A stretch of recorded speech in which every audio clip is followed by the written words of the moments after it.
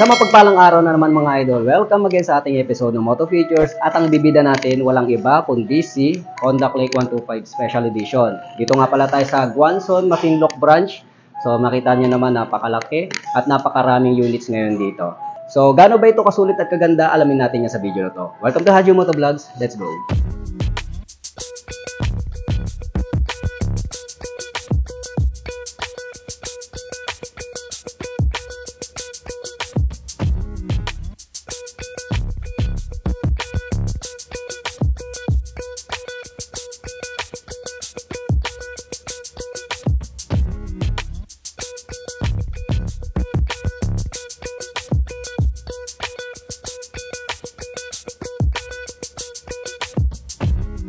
Okay, good day mga idol. So maulan araw na naman mga idol. So dito nga pala tayo sa Honda Guanzon, Masinloc. Okay. So para mag-check nitong special edition ng Honda Click version 3. Sabihin nyo na naman version 4 yan. Hindi po, version 3 pa rin po yan mga idol.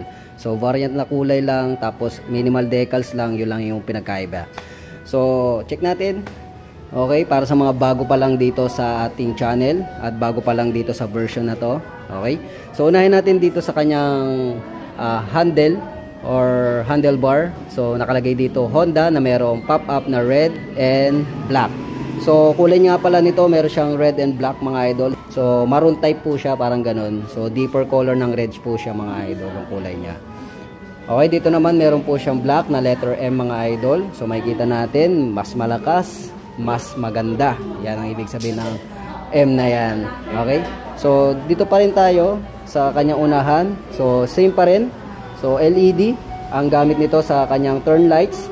Okay, ito yung turn lights niya, tapos daytime running light niya mga idol. Dito naman kanyang headlight mga idol, no? So dalawa po yan, LED po rin po ang gamit niya.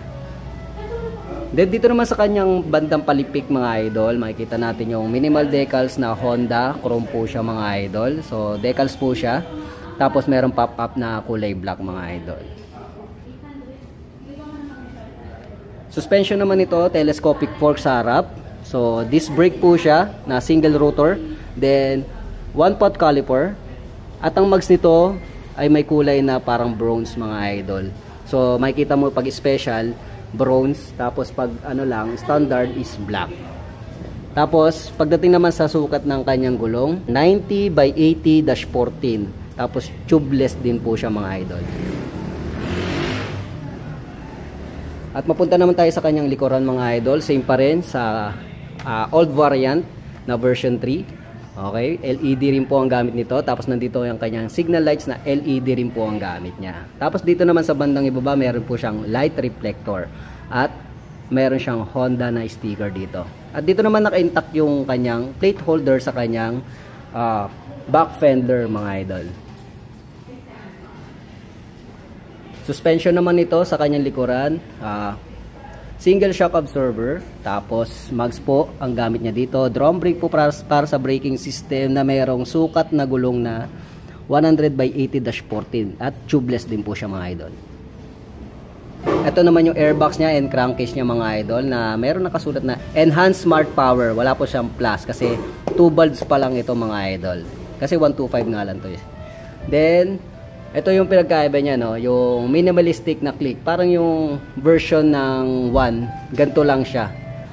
Okay, sa kabilang gilid naman mga idol, makikita natin meron po siyang muffler dito na may cover na plastic. So same sa version na variant na version 3. Ganun pa rin, meron siyang pop-up dito na kulay silver, then black. Okay, para sa kanyang muffler. Then ang kaganda kasi nito ng 125cc is naka liquid cool na po siya. Ito yung kanyang radiator. So maganda po siya sa cooling system niya mga idol. At ang dito naman mga idol, makikita natin yung kanyang coolant refiller. Okay? Pagdating naman sa taas mga idol, makikita natin yung significant and napakagandang digital panel na kung saan maraming information na dapat mo malaman. So may mga indicator siya na turn lights, high and low, engine check, temperature, then battery. So lahat na malalaman mo na dito. Alam ko may clock din to. Yan, sa mga naghahanap. Tapos may dalawang selector button. Tapos dito naman yung Honda na logo. Switches and buttons naman mga idol. Meron siyang high and low, busina, then turn lights. Sa kabila is electric starter button lamang kasi wala po siyang kickstarter. Dahil ito ay equipped na ng ACG. So, alternating current generator. Then, controls naman mga idol, throttle control with brake lever sa unahan. Okay. Hand grip with brake lever naman para sa likuran na mayroong park lock lever. So, yung park lock lever, malaking tulong just in case na mag-park ka ng inclined o uphill road. Malaking tulong ito mga idol. Okay. Convenient features naman mga idol, unahin natin yung kanyang susian na merong takip or shutter lock key na kung saan safe ito sa mga magnanakaw. Then meron po siyang seat opener button. Okay? Pagdating naman sa kanyang mga lalagyanan or pocket, so meron ditong isa na wala po siyang cover. Samantalang dito naman sa kabila is may cover. So just in case na mag-charge ka, pwedeng dito dahil meron na siyang charging port area na kung saan pwede ka na mag-charge anytime, anywhere. Applicable ito sa mga nagtatrabaho ng marangal na delivery rider mga idol. So speaking of delivery rider, meron po silang sabitan dito. Okay, na kung saan pwede mo isabit ng kung ano-ano at meron po siyang flat footboard na malaking tulong sa extra baggage nyo mga idol. At dito pala ito yung compartment niya para sa battery. Okay? Dito naman sa kanyang upuan mga idol, makikita natin yung cover niya, hindi naman siya dulasin siya, yung texture niya. Tapos pagdating dito sa meron po siyang 5 stitches pang. Tapos pagdating sa kanyang foam is okay naman siya, malambot dito.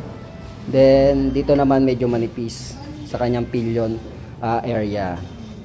Sa grab bar naman yung mga idol, bronze din siya mga idol yung kanyang kulay dito. Katulad ng kanyang mugs dito. So parang classic design siya. Kasi yung kulay niya brown. Parang brown bronze ba, ganun. Okay, pag-usapan naman natin ang kanyang seat height.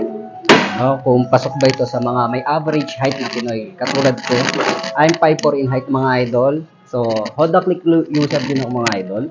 So, walang pinagkaiba. Goods pa rin naman. Tipto nga lang mga idol. Pero hindi naman siya gano'ng kataasan.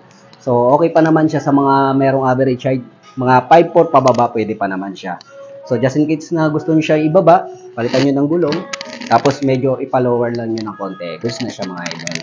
So, pagdating naman sa kanyang bigat mga idol, syempre magaang naman siya. Okay na okay sa mga may kaliitan at kanipisan ng katawan at sa mga lady rider mga idol. So, pasok na pasok talaga sa Pinoy. Kaya mabenta itong Honda Click 125. Okay, pagdating naman sa presyo via Honda Guanzon Masinloc branch. So maraming tao ngayon dito at maraming stock kaya hindi na tayo gumamit ng tripod dahil wala na tayong mapwestuhan. So puno-puno sila dito, meron siyang Giorno, meron siyang Navi. So ito na nga, balik tayo sa Honda Click 125 Special Edition. So 86,900 po siya mga idol para sa cash. Down payment is 5,800. And ang monthly 3 years naman ito is nagkakalaga ng 4,572. Yan. So, sa mga naghanap ng special edition, punta na po kayo dito sa Guanzon Masinloc branch.